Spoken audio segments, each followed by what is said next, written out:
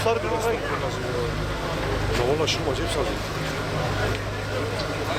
Alanı tamamen boşaltacağız. Alanı tamamen boşaltacağız.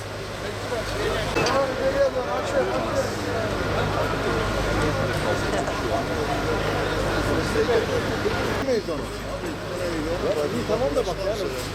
Burada bir sıkıntı var, bir tehlike var. Bak senin can güvenliğini soruyorum.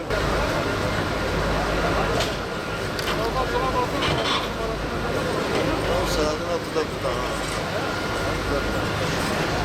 Derdi seni almış.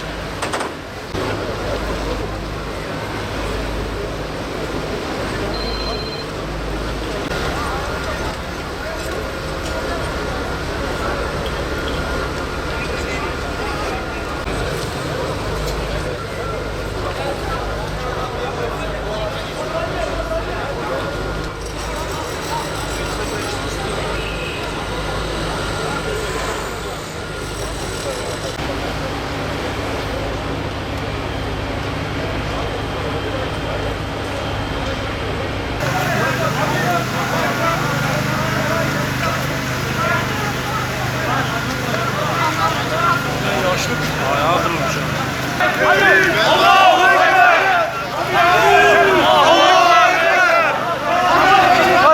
Abi şu koridoru açık, koridoru açık, koridoru açık.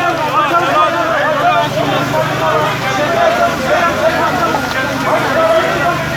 Açalım şurayı, açalım.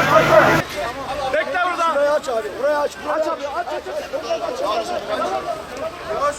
En öndekine, en öndekine, abi en öndekine, en öndeki ambulans. En öndeki, dön. Dikkat et. Çık.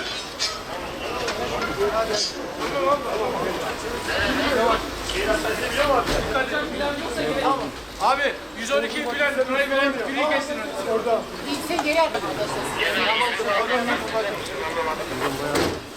Yolu bir tarafa bir. Buradan